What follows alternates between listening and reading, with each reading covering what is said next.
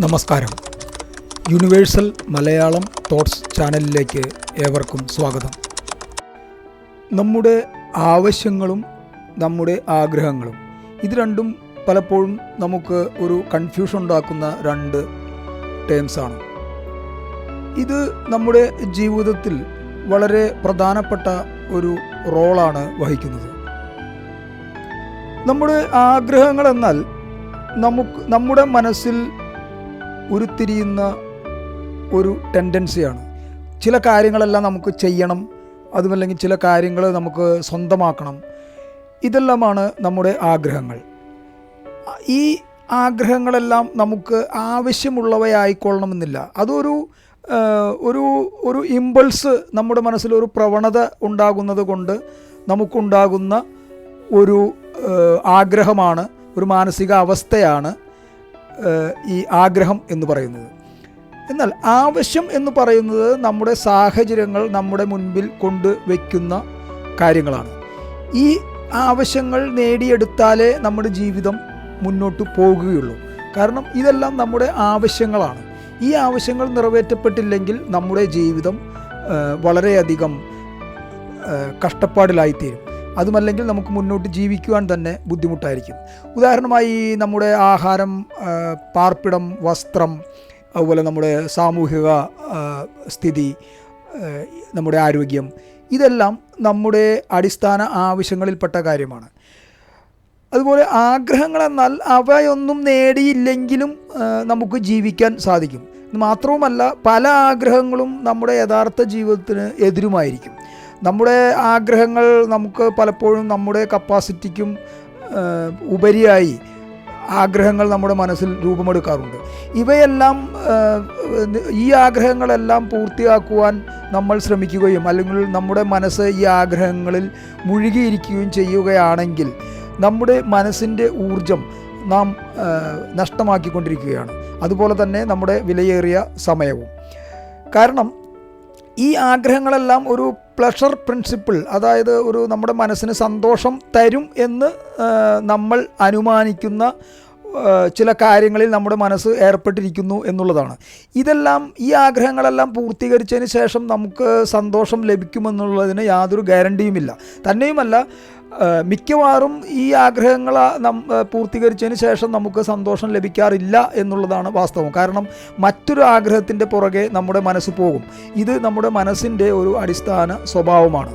അതുകൊണ്ട് ആഗ്രഹങ്ങൾ പൂർത്തീകരിക്കുവാൻ വേണ്ടി നമ്മുടെ മനസ്സും സമയവും നാം ചിലവഴിക്കുകയാണെങ്കിൽ അത് നമ്മുടെ മനസ്സിനെ ദുർബലപ്പെടുത്തും എന്നുള്ള സത്യം നാം മനസ്സിലാക്കണം.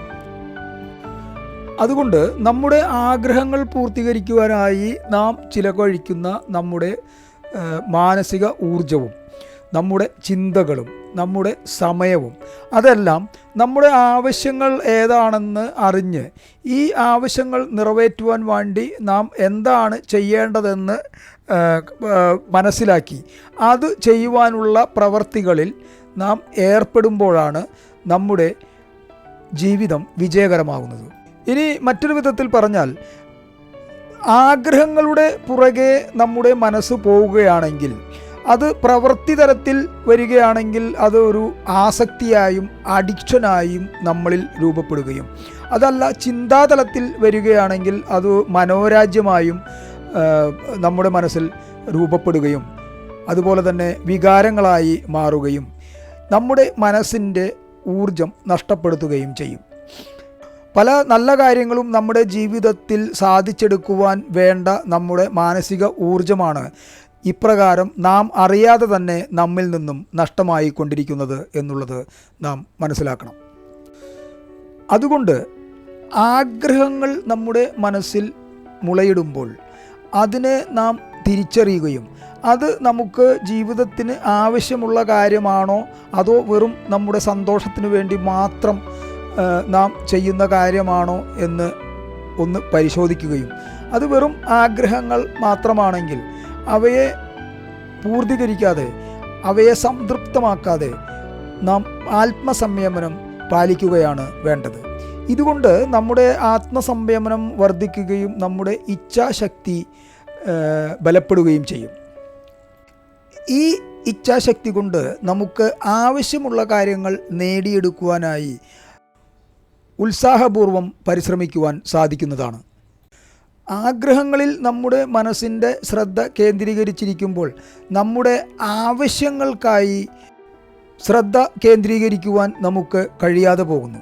ഇങ്ങനെ നമ്മുടെ ആവശ്യങ്ങൾ വിസ്മരിക്കപ്പെടുകയും അതു പിന്നെ വലിയ ഒരു അത്യാവശ്യമായി തീരുമ്പോൾ മാത്രം നമുക്ക് അതിനെക്കുറിച്ച് ബോധം വരികയും പിന്നീട് നമുക്ക് ആ ആവശ്യങ്ങൾ നേടുവാനായി വളരെ അധികം പണിപ്പെടേണ്ടി വരികയും നാം ചിലപ്പോൾ പരാജയപ്പെടുകയും ചെയ്യും. ഇങ്ങനെ നമുക്ക് അത്യാവശ്യം ജീവിതത്തിന് വേണ്ട ആവശ്യങ്ങൾ നേടിയെടുക്കുവാൻ സാധിക്കാതെ നമ്മുടെ ജീവിതം പലപ്പോഴും ബാലൻസ് തെറ്റിപ്പോകുകയും നമ്മുടെ മനസ്സ് ചഞ്ചലപ്പെട്ട് നാം വളരെ വിഷമാവസ്ഥയിൽ എത്തിച്ചേരുകയും ചെയ്യും. അതുകൊണ്ട് നമ്മുടെ ആഗ്രഹങ്ങളെയും നമ്മുടെ ആവശ്യങ്ങളെയും വേർതിരിച്ച് മനസ്സിലാക്കിക്കൊണ്ട് നമ്മുടെ ആവശ്യങ്ങൾക്ക് പ്രഥമ പരിഗണന കൊടുത്തുകൊണ്ട് നമ്മുടെ ആഗ്രഹങ്ങൾക്ക് ഒരു നിയന്ത്രണം നാം തന്നെ ഏർപ്പെടുത്തിക്കൊണ്ട് ഒരു പുതിയ ജീവിതശൈലി നിങ്ങൾ പരിശീലിക്കുകയാണെങ്കിൽ നിങ്ങളുടെ ജീവിതത്തിൽ ഒരു പോസിറ്റീവായ മാറ്റം നിങ്ങൾക്ക് തന്നെ അനുഭവിച്ച് അറിയാവുന്നതാണ്. മറ്റൊരു വിധത്തിൽ പറഞ്ഞാൽ അടുക്കും ചിട്ടയുമുള്ള ഒരു സ്വഭാവം നമ്മിൽ തന്നെ വളർത്തിയെടുക്കുകയും ചെയ്താൽ നമ്മുടെ ജീവിതം വളരെ ഊർജ്ജസ്വലമായി നമുക്ക് മുന്നോട്ട് നയിക്കുവാൻ സാധിക്കും. നിങ്ങൾക്ക് എല്ലാവർക്കും വിജയം ആശംസിച്ചുകൊള്ളുന്നു.